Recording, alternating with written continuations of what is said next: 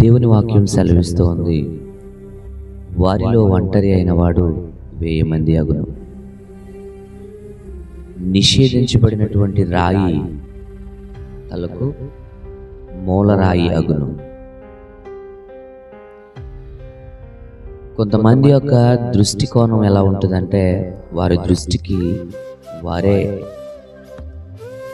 చాలా తెలివైన వారుగా, వారు తలంచినటువంటి ప్రతి ఆలోచన కూడా పరిశుద్ధమైనదని, వారి ఊహ యావత్తు అది ప్రభు నుండి మాత్రమే అందించబడుతుందని చాలామంది అభిప్రాయపడిపోతూ ఉంటారు. కానీ నీకు నీవే విరోధముగా దేవుని దృష్టికి పాపము చేస్తున్నావనే విషయము అర్థం చేసుకునే సమయము ముగిసే సమయానికట వారి జీవితంలో జరగవలసినటువంటి నష్టం అంతా జరిగిపోతుంది. మరలా ఆ తప్పును వారు సరిదిద్దుకునే సమయము కూడా దేవుడు వారికి ఇయ్యడు. ఎస్తేర్ అనే గ్రంథంలో హామాను అనే ఒక వ్యక్తి మనకు కనబడుతూ ఉన్నాడు. ఆదార్ అనే 12వ నెలలో 13వ దినమున యూదులు అనేటి వారిని, దేవుని ప్రజలు అనేటి వారిని చంపాలని ఒక చక్కటి నిర్ణయం తీసేసుకున్నాను అనుకున్నాడు. ఎందుకంటే ఆ దేశంలో, ఆ ఆషూరు సామ్రాజ్యంలో 120 ఆస్థానంలో ఉన్నటువంటి ఆ రాజ్యంలో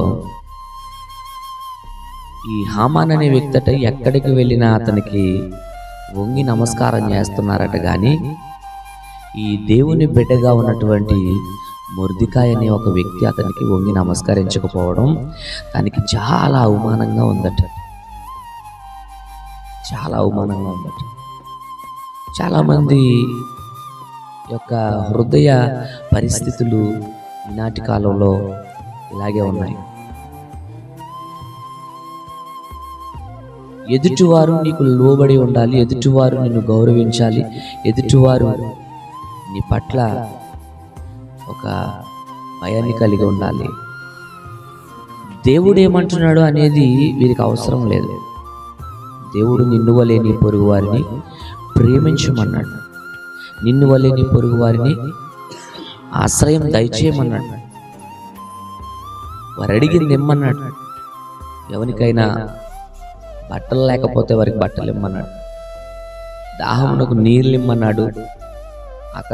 ఆకలేసినప్పుడు వారికి ఆహారం ఇమ్మన్నాడు.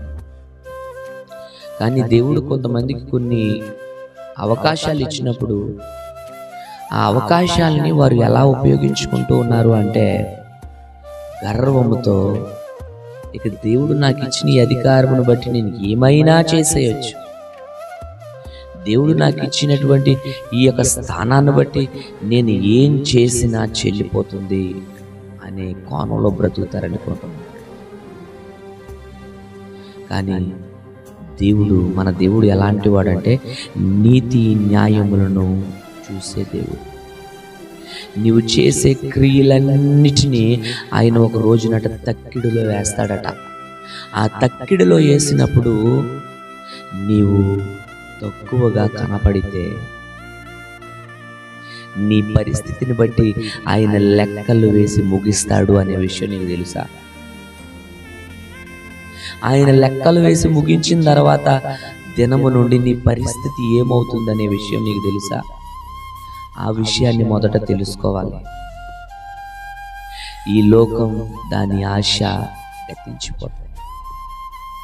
కానీ ఎవడైతే దేవుని చిత్తమును జరిగిస్తూ ఉంటాడో వాడిట నిరంతరమును నిలుచున్నాడు. అలా ఒక వ్యక్తిని గురించి అంచనాలేసే పరిస్థితిలో మనము ఫెయిల్ అయిపోతాం. ఒక వ్యక్తిని గురించి అంచనాలేసే విషయంలో నా దేవుడు మాత్రమే సమర్థుడు. హల్లెలూయా. గమనించండి, గర్వముతో, అహంకారంతో ఈ హామాన్ అనుకున్నాడు, ఈ మొర్దెకాయి అనే వ్యక్తిని ఎలాగైనా సరే నశింపచేయాలి, ఎలాగైనా సరే పడగొట్టాలి. వాడు నాకు చేస్తున్న దాన్ని బట్టి, వాడు నన్ను గౌరవించిన విధానమును బట్టి, వాడు నాకు వంగని పరిస్థితిని బట్టి వాడిని చంపాలి అని ఒక ప్లాన్ అమలు చేశాడు. ఆ రాజు కూడా అనుకున్నాడు, నా రాజ్యాన్ని పాడు చేసేవారిని, లేదంటే మా రాజుకి వ్యతిరేకంగా ఉన్నటువంటి వారిని ఈ రాజు యాక్సెప్ట్ చేయడు కనుక ఆ రాజు అనుకున్నాడు, నీకు ఇవ్వబడినటువంటి వెండి నీ చేతికి ఇవ్వబడింది, ఆ ఉంగరము నీ చేతికున్నది, కాబట్టి నీవు ఏమి చేయాలనుకుంటే అది చేయి, నువ్వు ఎలా చేయాలనుకుంటే అలా చేయి అని ఆ రాజు అతనికి ఆజ్ఞ కూడా ఇచ్చేశాడు. ఇంకా అనుకున్నాడు, ఒక రాజు నాకు ఆజ్ఞ ఇచ్చి ఆపగలిగే వాడు ఈ అషూరు సామ్రాజ్యంలోనే లేడు. సాక్షాత్తు మహారాజే నాకు ఈ ఆజ్ఞ ఇచ్చాడు. రాయండి తాకీదులు, పంపండి ప్రతి రాజ్యానికి 120 ఆస్థానాలకు అవి పంపించండి. ప్రజలందరూ సిద్ధము కండి, దేవుని ప్రజలమని మేము ఎవరికి వంగి సాష్టాంగ పడమని, ఈ దేశంలో ఒక రాజుని గౌరవించకపోతే, ఒక రాజుకు వంగి సాష్టాంగ నమస్కారం చేయకపోతే ఏం జరుగుతుందో వారికి చూపిందాం అనుకున్నాడు. ప్రజలకి తాకీదుల్లో రాయిస్తున్నాడు. వారి దగ్గర ఏ ఆస్తి ఉంటే ఆస్తి, బంగారం ఉంటే బంగారం, వెండి ఉంటే వెండి, ఏముంటే వాటిని మీరు స్వాధీనపరచుకోండి. వారిని పిల్లలను, పెద్దలను, వృద్ధులను, యవ్వనులను అని తారతమ్యం లేదు, సమస్తం కూడా నిర్మూలన చేయండి, చంపేయండి అని తాకీదులు రాయించాడు. ఈ మొర్దెకాయికి ఈ విషయం తెలిసిన తర్వాత తన బట్టలు చింపుకుని నేల మీద కూర్చుని బూడిద పూసుకుని ఏం చేయాలో తెలియక, ఎవరితో చెప్పుకోవాలో తెలియదు, ఎవడు మమ్మల్ని బ్రతికిస్తాడు, ఎవరు మమ్మల్ని ఈ సమయంలో ఆదరిస్తారు, అయ్యో మేమే తప్పు చేయలేదే, మేమే పాపం చేయలేదే, మేమెందుకు చంపబడాలి, మేమెందుకు అణిచివేయబడాలి, మేమెందుకు పరిస్థితుల్లోనికి రాబడాలి, నా ప్రజలు తక్కువ ఎక్కువగా ఈ రాజ్యంలో అన్ని ఆ స్థానాల్లో ఉన్నారు కదా. ఒక దేవుని బిడ్డ, నిజమైన దేవుణ్ణి ఆరాధించే ప్రతి వ్యక్తి కేవలం ఆ దేవునికి మాత్రమే తన తలను వంచి సాష్టాంగపడి నమస్కారం చేస్తా. ఎందుకంటే మనుషుల్ని ఆశ్రయించడు, రాజుల్ని ఆశ్రయించడు, యెహోవాను నమ్ముకున్నవాడు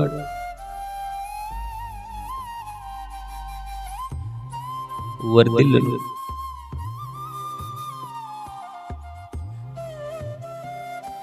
కానీ ఈ గర్విష్ఠుడికి అవేం అవసరం లేదు. తన చేయదలుచుకున్న పని అడవి మృగము వలె చేసుకుంటూ పోతాడు.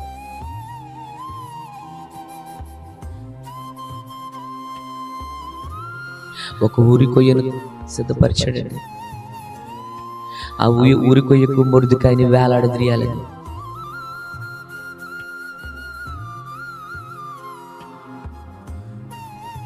ఇతని యొక్క గర్వపు ఆలోచనలు ఏంటంటే, తన యొక్క ఉద్దేశం ఏంటంటే, వాడు ఒంటరిగా ఉన్నాడు, వాడు ఒంటరిగా ఉన్నాడు, వాడు ఏం చేయగలడు, వారిలో ఒంటరి అయిన వాడిని 1000 మందిగా చేయగలిగినటువంటి దేవుడు అతని వెనక ఉన్నాడనే విషయం వీడికి తెలియదు. వారిలో ఒంటరి అయిన వాడు 1000 మంది బలమును కలిగి ఉంటాడని వాడికి తెలియదు. గొలియాతు ముందు దావీదు నిలబడినప్పుడు ఇశ్రాయేలు సైన్యము దావీదు అన్నలు కొండల చోట నుండి చూశారు. వీడు ఒంటరిగా, మేమెంతమంది ఉండి చేయలేని పని, వీడు ఒంటరిగా ఉండి ఏం చేయగలడు, అసలు ఏం చేస్తాడని ఆ కొండల పక్క నుండి చూస్తూ ఉన్నారు. దావీదుకు తెలుసు, నా బలముతో నేను వాడిని కొట్టలేను, వాడితో నేను డైరెక్ట్గా పోరాడి గెలవలేను. కానీ ఎవని బలము చేత నేను సింహమును ఎలుగుబంటులను చంపి ఉన్నాను, ఏ దేవుని యొక్క ఆత్మ బలము చేత ఒకనాడు గొర్రెలను తినడానికి వచ్చినటువంటి ఆ సింహమును ఎలుగుబంటిని నేను చంపి ఉన్నాను, అదే బలము, అదే శక్తి ఇప్పుడు నన్ను ఏం చేయబోతోంది? ఈ సున్నతి లేని ఫిలిష్తీయుడి ఎదుట నన్ను గెలిపించబోతోంది.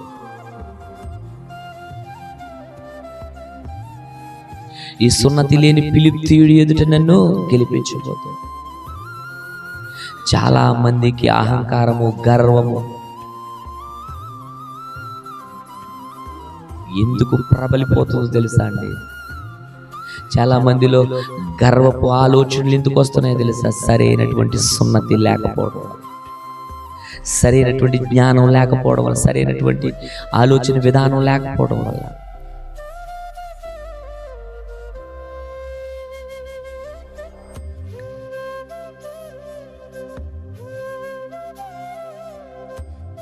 నేనేంటో నీకు తెలుసా?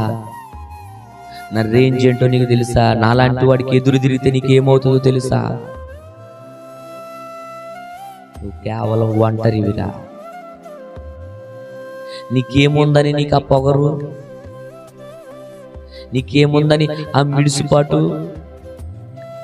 నీకు ఇప్పుడు ఏం జరగబోతుందో చూడని గర్వంతో చూసేవాడండి హామాను మొర్దెకైని చూసినప్పుడల్లా.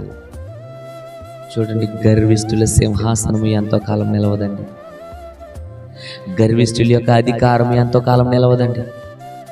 గర్విష్ఠుల యొక్క ఆ స్థితి ఒకరోజు అట్టడుగు స్థానానికి వెళ్ళిపోతుంది.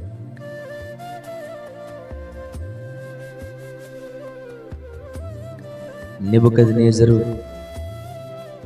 అనేటువంటి ఒక రాజు తానే దేవుడిగా ప్రకటించుకున్నాడు. తన రాజ్యం అంతటిని చూసి నా రాజ్యమునకు మించిన రాజ్యం లేదనుకున్నాడు.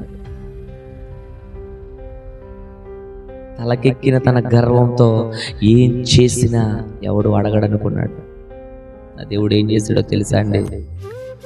ఆ రాజుని నా దేవుడు ఏం చేశాడో తెలుసా?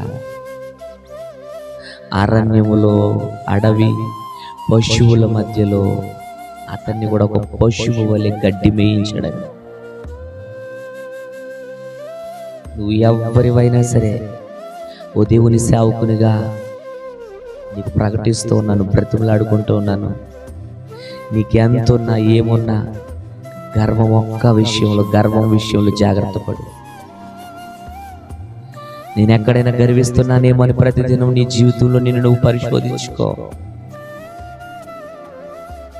నీకేముందో, దేవుడు నీకేమిచ్చాడో, దేవుడు నీకు ఏ స్థితినిచ్చాడో ఆ స్థితిని నువ్వు సమృద్ధిగా అనుభవించగలుగుతావు.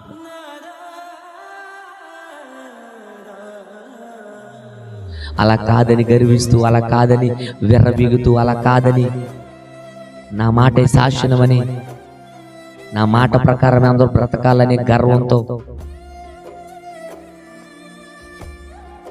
ప్రతి ఒక్కరిని కూడా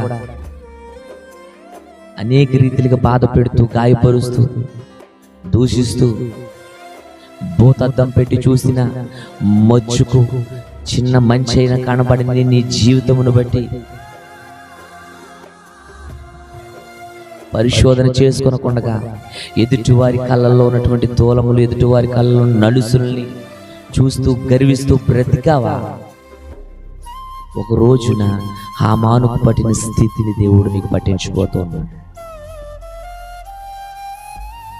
ఆ ఆత్మీయ నేత్రములు తెరిచి చూడు దేవుని ఉద్దేశంలో ఏంటని. నీ ఆత్మీయ నేత్రములు తెరిచి గమనించు దేవుడు నీ పట్ల ఏ ఉద్దేశం కలిగి ఉన్నాడని.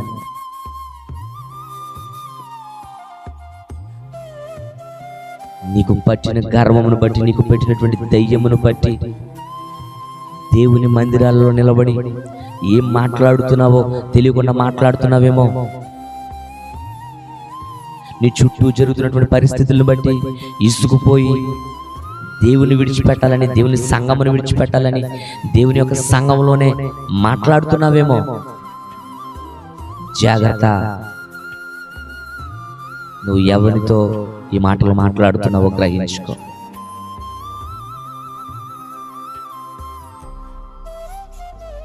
జాగ్రత్త, నువ్వు ఎవరితో పోరాడుతున్నావో ఒకసారి గమనించుకో. నిన్ను పిలిచిన వాడు వెర్రివాడు అనుకుంటున్నావేమో. నిన్ను పిలిచిన వాడు వెర్రివాడు అనుకుంటున్నావేమో. నీకు ఈ బాధ్యత ఇచ్చిన వాడు జ్ఞానము లేనివాడు అనుకుంటున్నావేమో.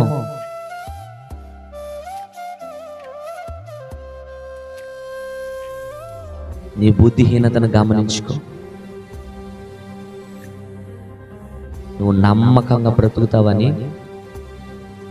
కష్టమైన, నష్టమైన, దుఃఖమైన, బాధ అయినా అన్నింటినీ అతని కొరకు ఓర్చుకుని, అన్నింటినీ అతని కొరకు భరించుకుని మరణము వరకు నమ్మకంగా ఉంటావని, మరణము వరకు నమ్మకంగా బ్రతుకుతావని దేవుడు నీకు పరిచర్యనిస్తే, సంఘంలో ఉన్నటువంటి పరిస్థితులను బట్టి, సంఘంలో ఉన్నటువంటి కొన్ని ఇబ్బందులను బట్టి విసుగుపోయి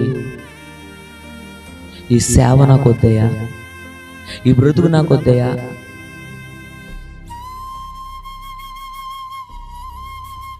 నేను దీన్ని విడిచిపెట్టేస్తున్నాను అనే సేవకులు కూడా ఉంటారని నాకు అప్పుడే అర్థమైందండి.